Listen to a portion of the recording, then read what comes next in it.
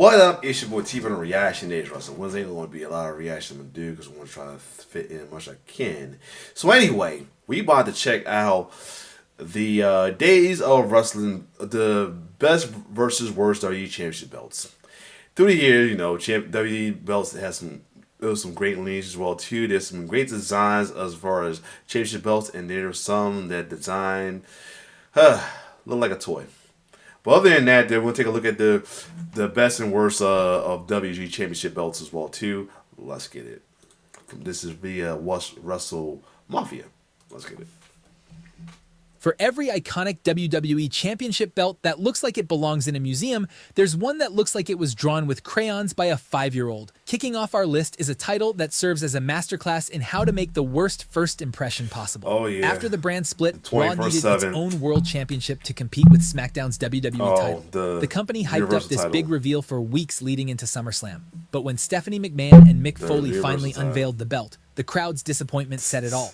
What WWE... This is around time we was dealing with. We was so gung ho to WWE at the time, man. We was just letting shit stick in the wall and just deal with it.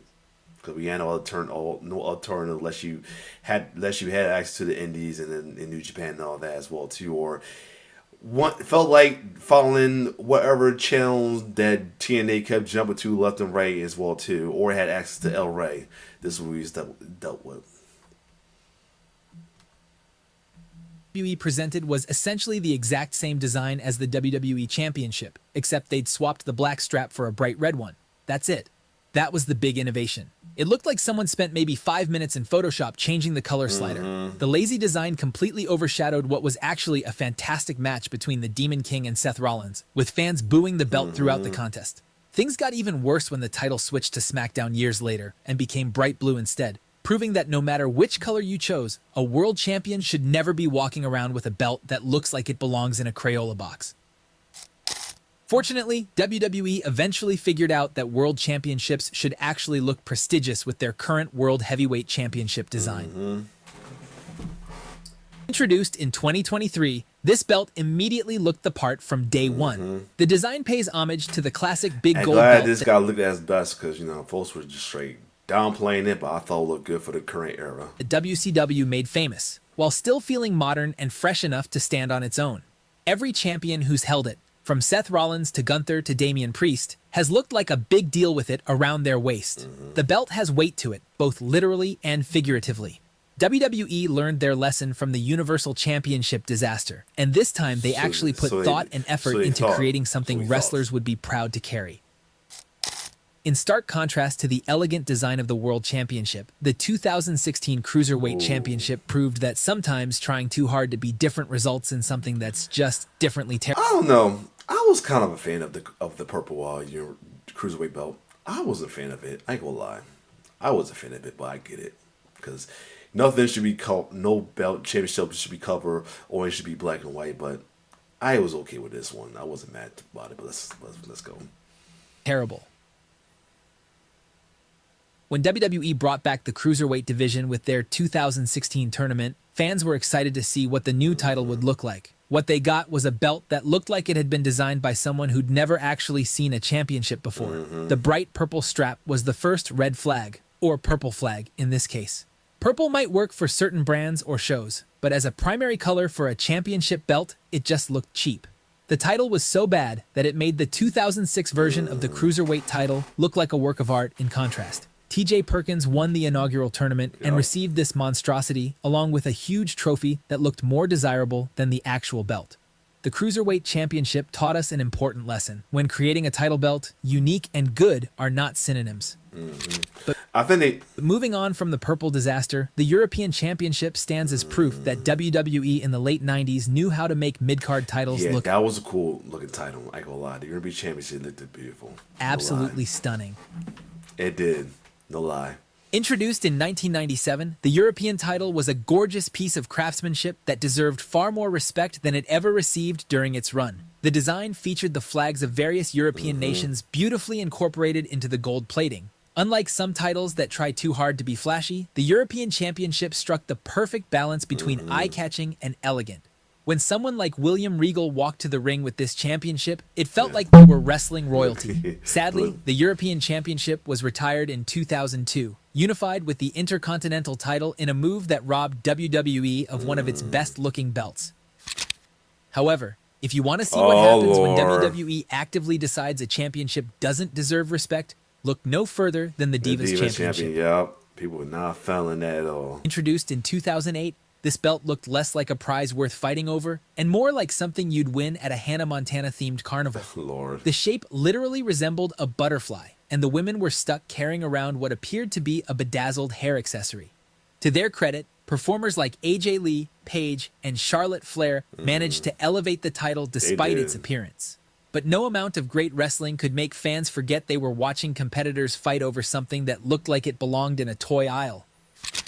Speaking of mistakes in women's championship history, nothing compares to the bizarre monstrosity that was Fabulous Moolah's personal women's championship. Moolah's title wasn't just an ugly belt. This was a championship that featured a literal cutout photograph of Moolah's face plastered right on the front. Imagine if Roman Reigns or Cody Rhodes decided to slap a glamour shot of themselves on their title belts. That's essentially what Moolah did. The design looked less like a wrestling championship and more like a giant fridge magnet your grandmother might buy at a tourist trap. It was tacky, self-aggrandizing, and perfectly symbolized Moolah's stranglehold over women's wrestling during her era. And the controversy we will hear about later when they try to make the women's battle royal under her name. Between the narcissistic design and Moolah's well-documented history of terrible behavior, this championship represents everything wrong with that era of women's wrestling wrapped up in one hideous package. But after those nightmares in championship design, the Raw Tag Team Championships from the Ruthless Aggression era remind us that WWE once understood how tag titles should look.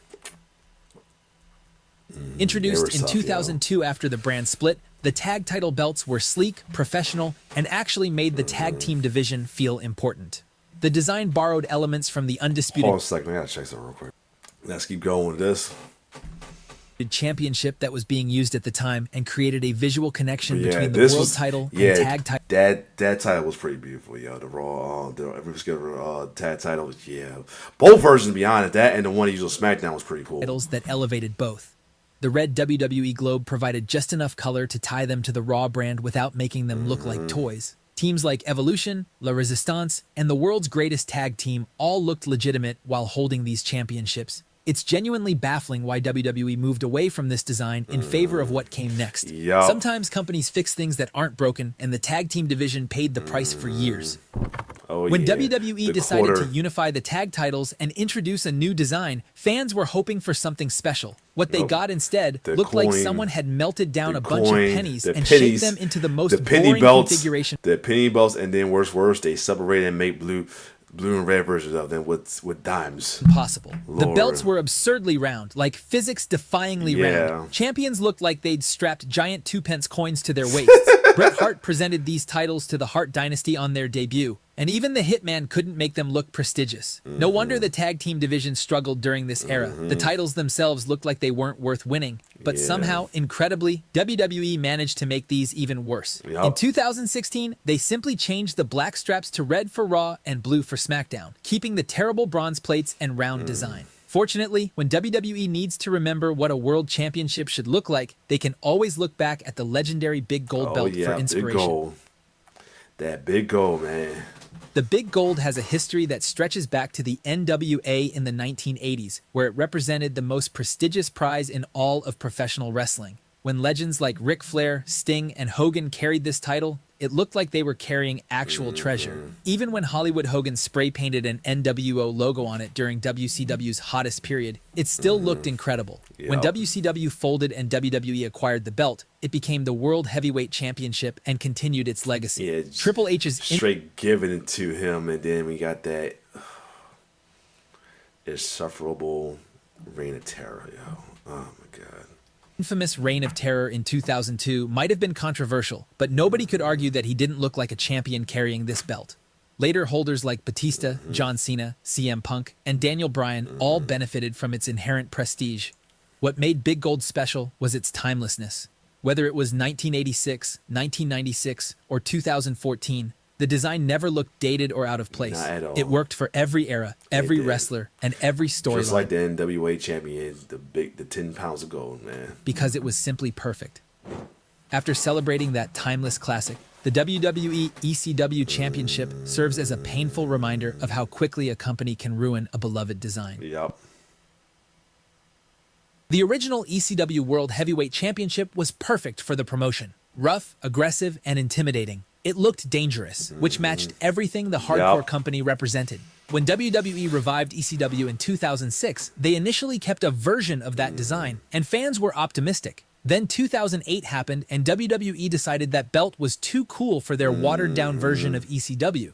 What they replaced it with was an absolute travesty. Yeah. Everything about this belt felt sanitized and corporate, the complete opposite of what ECW once stood for.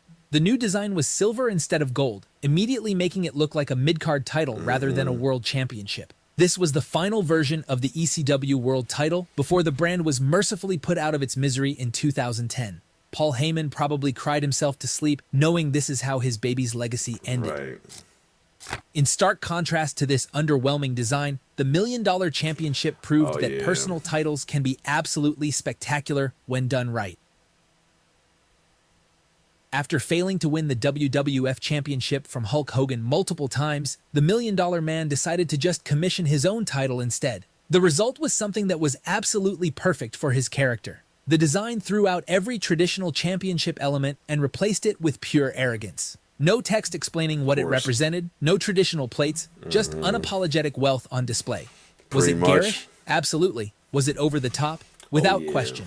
Was it perfect for a heel character whose entire gimmick was flaunting his money? 100% yes. The belt looked expensive because it was supposed to look expensive. The gold and diamonds aesthetic never goes out of style, and the belt remained instantly recognizable decades after its introduction.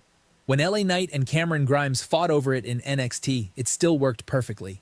We don't see enough personal championships in wrestling anymore. And that's a shame because when done right, like the $1 Million Championship, they can be just as iconic as any official company title, even if for a brief period.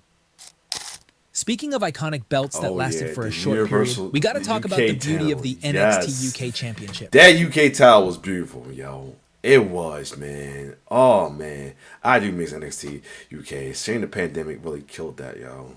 It was definitely made the pandemic killed that because it could have been a revival, but it was like too.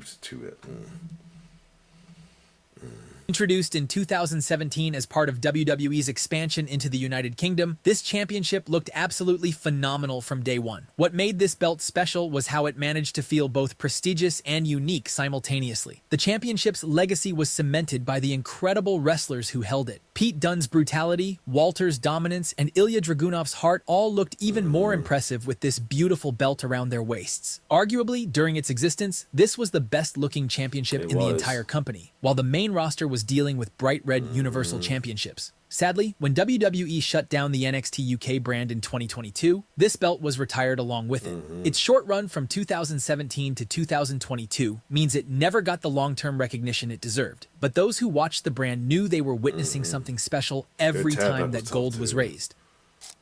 However, not every NXT championship has been a winner, as evidenced by the original NXT championship that looked like it was made from melted school bus parts. When NXT launched as WWE's developmental brand in 2011, they needed a championship to represent their new system. What they created was a belt that looked like it belonged in TNA's X Division. Champions like Seth Rollins, Big E, and Bo Dallas had to carry this monstrosity around, and to their credit, they did their best to make it look important. It did. Thankfully, WWE realized their mistake and redesigned the NXT Championship in 2014 with a much better black and gold aesthetic that actually looked prestigious. The yellow belt is now mostly forgotten, which is exactly where it belongs, buried in the discount bin of wrestling history. But if we're talking about championships that should never be forgotten, the Winged Eagle Championship stands alone as the greatest title design in wrestling history. Shout out to Cobra Rhodes bringing it back though for this match against Kevin Owens Saturday main event, yo, for sure. Introduced in 1988, the Winged Eagle belt was instantly beloved and has remained the gold standard for championship design ever since. What made the Winged Eagle perfect was its balance of detail and simplicity. Every wrestler who held this championship looked like a true world champion. Hulk Hogan introduced it to the world, but it became synonymous with the excellence of wrestlers like Bret Hart and Shawn Michaels, who carried it through the New Generation era with pride. When WWE retired, I get this when I did the story about the New Generation era. in 1998, fans mourned the loss. That mourning continued for over 2 decades until WWE finally brought it back for a brief period in December 2024. Whether it was the Golden Era, New Generation, or Early Attitude Era, the title never looked dated or out of place. Speaking of eras, check out this video next about the most loved and most hated eras in WWE history. I will check that out then. Other than that, though, this was good. This was good. I'm gonna check out more from Russell Mafia. Let's see if that video is it. I'm gonna add it to my list for possibly next week. Other than that, this was a cool video. I liked it. Only got one by theme songs as well too, so I'll definitely check that out. As well as match type. Yeah, I'm Russell Mafia. You got something new to subscriber. You got some good videos. I see. You got some cool videos to check out. I'm going to check it out for sure. The best WrestleMania, the worst WrestleMania, here in the era. Yeah, they got it. He got a lot of stuff I'm going to check out for sure. Other than that, if you like my reaction to this, like, share, subscribe to my YouTube channel. It's your boy T-Bird signing off. One love.